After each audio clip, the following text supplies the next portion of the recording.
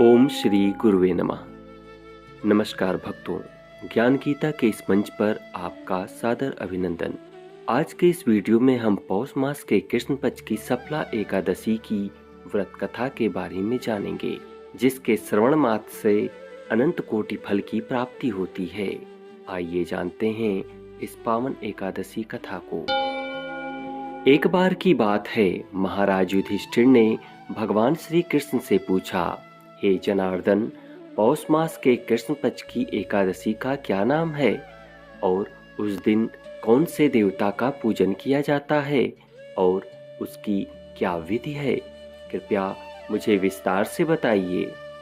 भक्तवत्सल भगवान श्री कृष्ण कहने लगे, हे धर्मराज, मैं तुम्हारे स्नेह के कारण तुमसे कहता हूँ कि एकादशी व्रत के अतिरिक्त मैं अधिक से अधिक दक्षिणा पाने वाले यज्ञ से भी प्रसन्न नहीं होता हूँ। अतः इस व्रत को अत्यंत भक्ति और श्रद्धा से युक्त होकर करें। हे राजन, पौष मास के कृष्ण एकादशी का महात्म्य तुम एकाग्रचित होकर सुनो। इस एकादशी का नाम सफला एकादशी है। इस एकादशी के देवता श्री नारायण हैं।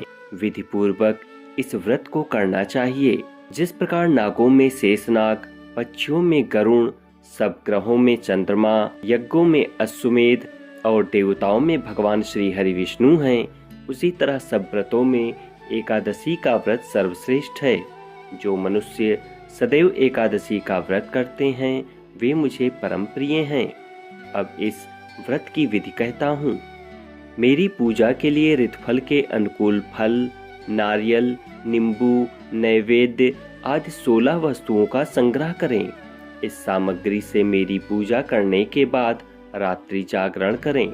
इस एकादशी के व्रत के समान यज्ञ, तीर्थ, दान, तप तथा कोई और दूसरा व्रत नहीं है। 5000 वर्ष तप करने से जो फल मिलता है उससे भी अधिक सफला एकादशी का व्रत करने से मिलता है। हे राजन, अब इस एकादशी की कथा सुनिए। चंपावती नगरी में महिष्मान नाम का एक राजा राज करता था। उसके 4 पुत्र थे। उन सब में लुम्पक नाम का सबसे बड़ा पुत्र महापापी था। वह पापी सदा पर स्त्री और वेश्यागमन तथा दूसरे बुरे कामों में अपने पिता का धन नष्ट किया करता था। सदैव ही देवता, ब्राह्मण, वैष्णव की निंदा किया करता था। जब राजा को अपने बड़े पुत्र के ऐसे कुकर्म का पता चला तो उन्होंने उसे अपने राज्य से निकाल दिया। तब वह विचार करने लगा कि अब मैं कहाँ जाऊं, क्या करूं? ऐसा विचार करते हुए अंत में उसने चोरी करने का निश्चय किया। दिन में वह वन में रहता और रात्रि में अपने पिता की नगरी में चोरी करता तथा प्रजा को तंग करने और उन्हें मारने का कुकर्म करता। कुछ समय पश्चात उसके इस कुकृत्य से सारी नगरी भयभीत हो गई। वह वन में रहकर पशु आदि को मारकर खाने लगा।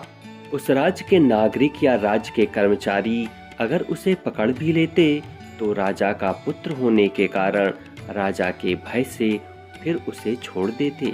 जिस वन में उसने अपना सराय बना रखा था उस वन पर श्री हरि की विशेष कृपा थी, क्योंकि यह वन देवताओं की क्रीड़ा स्थली थी। उस वन में एक अति प्राचीन विशाल पीपल का वृक्ष था। लोग उसकी भगवान के समान पूजा करते थे। उसी वृक्ष के नीचे वह महापापी लुम्पक रहा करता था। एक समय की बात है, पौष कृष्ण पक्ष की 10वीं के दिन वह कपड़ों के अभाव में वस्त्रहीन होने के कारण शीत के चलते सारी रात सो नहीं सका, जिससे उसके हाथ पैर अकड़ गए। सूर्योदय होते होते वह मूर्छित हो गया। दूसरे दिन एकादशी को मध्याह्न के समय सूर्य की गर्मी पाकर उसकी मूर्छा दूर हुई। तब फिर वह गिरता पड़ता भोजन की तलाश में निकला। अस्वस्थ होने और भोजन न मिलने से पशुओं को मारने में वह समर्थ नहीं था। अतः पेड़ों के नीचे गिरे हुए फल उठाकर वापस उसी पीपल के वृक्ष के नीचे आ गया। उस समय तक भगवान सूर्य अस्त हो चुके थे। वृक्ष के नीचे फल रखकर कहने लगा, हे भगवान, अब आपको ही अर्पण है ये फल, अब आप ही तृप्त होइए। पूरे दिन के उपवास, पीड़ा और दुख के कारण उसे रात्रि में नींद भी नहीं आई। उसके इस उपवास और जागरण से भगवान अत्यंत प्रसन्न हो गए और उसके सारे पाप नष्ट हो गए। दूसरे दिन प्रातः एक अति सुंदर घोड़ा अनेक सुंदर वस्त्रों से सजा हुआ उसके सामने आकर खड़ा हो गया। उसी समय आकाशवाणी हुई कि हे राजपुत्र, श्री नारायण की कृपा से तेरे पाप नष्ट हो गए हैं। अब तू अपने पिता के पास जाकर राज्य प्राप्त कर। ऐसी वाणी सुनकर वह अत्यंत प्रसन्न हुआ और दिव्य वस्त्र धारण करके भगवान आपकी जय हो ऐसा कहता हुआ पिता के पास गया। पिता के पास पहुंचकर उसने आकाशवाणी की सारी बात बताई, जिससे उसके पिता ने प्रसन्न होकर उसे समस्त राज्य का भार सौंप दिया और स्वयं तपस्या करने हेतु वन चले गए। अब लुम्पक शास्त्रानुसार राज्य करने लगा। उसकी स्त्री, पुत्र आदि सारा कुटुंब भगवान नारायण के परम भक्त हो गए। वृद्ध होने पर वह भी अपने पुत्र को राज्य का भार सौंपकर वन में तपस्या करने चला गया और अंत समय में वैकुंठ को प्राप्त हुआ।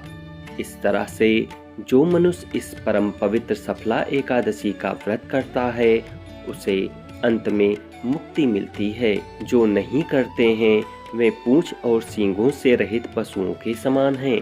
इस सफला एकादशी के महात्म्य को पढ़ने से अथवा सुनने से मनुष्य को अश्वमेध यज्ञ का फल मिलता है। तो बोलो सफला एकादशी की जय, श्री हरि विष्णु की जय। तो यह थी पौष मास के कृष्ण पक्ष की सफला एकादशी की व्रत कथा। वीडियो अच्छी लगी हो तो इसे लाइक करें और शेयर करना ना भूलें। साथ ही चैनल पर नए हैं तो इसे सब्सक्राइब जरूर कर लें।